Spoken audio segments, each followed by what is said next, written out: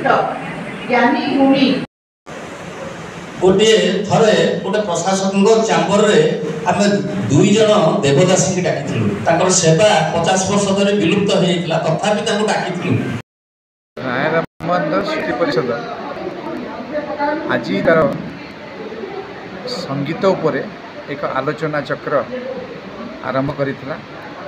तांकर 5टी दिग थिला जो 5टी दिग सी थे संस्कृत साहित्य पंडित, राजप्रतिनिधि, प्रशासक, जगन्नाथ गवेषक, वैष्णव शिरोमणि एवं संगीतज्ञ। 1500 मसीह जगन्नाथ वल्लभ नाटक को सी श्रीमंदिर तार परिवेषण करते।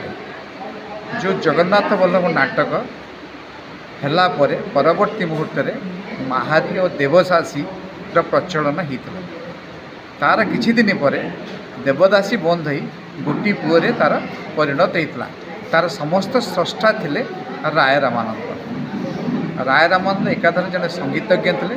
कहीं आमे ताकू जदि देखा भारत वर्ष रे समस्त विशिष्ट संगीतज्ञ थे किए ना तानसेन।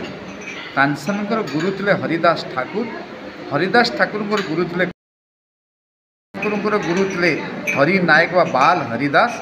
बाल हरिदास गुरु थे श्री राय रामानंद। तेणु आमको देखिया गले जे तानसेन मध्य प्रशिष्य थिले राय रामानंद। तेणु से आधार रे जदि कर्नाटकी संगीत एवं हिंदुस्तान संगीत को आम शास्त्रीय मान्यता को आसी आधार को आसला तेणु ओडिसी संगीत कहीं शास्त्रीय मान्यता को आसब ना। जदि आम जयदेव को देखा 900,000 वर्ष पूर्वे तांकर गांधार राग जो 12 थिला, राय रामानंद गांधार राग थिला 28। ये होची वर्तमान तार मूल पिंडी शास्त्रीय मान्यता पाइबा पाई। आमे कहीं कर्नाटक साहित्य हिंदुस्तान संगीतर उच्च धारार कहीं न रहीचे बोली ताकू आज आम प्रतिपादित करवा। जो प्रतिपादित आज करवा तार आलोचना चक्र आज आम आरंभ करूँ। सरकार आलोचना चक्र मुख्य अतिथि थे प्राक्तन मुख्य शासन सचिव सुभाष पाणी एवं प्राक्तन चांसलर थे प्रफुल्ल कुमार मिश्र, जगन्नाथ गवेषक श्री डॉक्टर आमर भास्कर चंद्र मिश्र एवं वैष्णव शिरोमणि महंत सुबल महाराज एवं देवेंद्र प्रधान आईएएस अतिरिक्त शासन सचिव आमर फॉरेस्ट डिपार्टमेंट एवं तत्संगे संगे आमर अन्यान्य जो थिले उत्कल ये कल्चर यूनिवर्सिटी वाइस चांसलर प्रसन्न कुमार स्वाई एवं संगीत विशारद डॉक्टर कीर्तन नारायण पाड़ी एवं जगन्नाथ गवेषक डॉक्टर पीतवास राउतराय एवं गवेषक डॉक्टर असित कुमार महांत। जगन्नाथ वल्लभ नाटक 72 मसीह जो बहीटी बाहर करते डॉक्टर विष्णुप्रिया ओता आम सांगे सहित जुग होते। सी शिक्षा क्षेत्र में जिते पीजी एमफिल कले प्रथम पेपर जगन्नाथ वल्लभ नाटक नहीं से लोकलोचन को आसी जगन्नाथ वल्लभ नाटक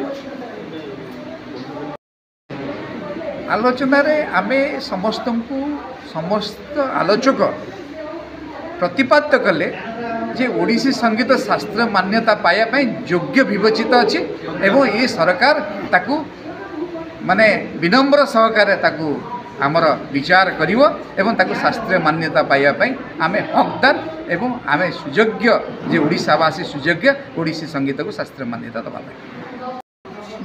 राय रामानंद से तो ओडिशा नुह से समग्र भारत जड़े प्रतिभा।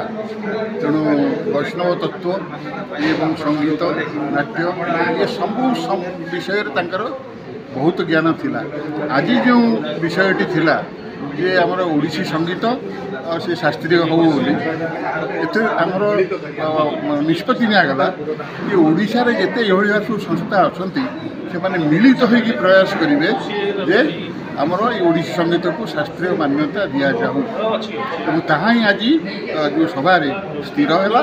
तद्व्यतीत विभिन्न वक्ता मैंने वैष्णव तत्व राय रामानंद आम वैष्णव तत्व को दान आप जानते जगन्नाथ मंदिर जो तिलक रही मंदिर उपर राय रामानंद चिता से राय रामानंद समय आरंभ होता सी गोटे विप्लव आनी ओडिया धर्म साहित्य धर्म जागरण आनी चैतन्य देव आश्रित थे प्रताप रुद्रदेव बहुत साहाय्य करते तेणु राय रामानंद होती ओडिया जातिर गौरव एवं विषय विशेष चर्चा होना ये राय रामानंद अनुष्ठान है विषय चर्चा होती सी प्रकृति थे ओडिशी संगीतर स्रष्टा कहले अत्युक्ति होगा तेणु ओडिशा रे जिते सांस्कृतिक अनुष्ठान अच्छा एक मंचर आज आम निष्पत्ति नेलु जे समस्ते मिसिकी आम केंद्र सरकार ऊपर चाप पकड़ा राज्य सरकार माध्यम जे ओडिशी संगीत को शीघ्र शास्त्रीय मान्यता शीघ्र दिया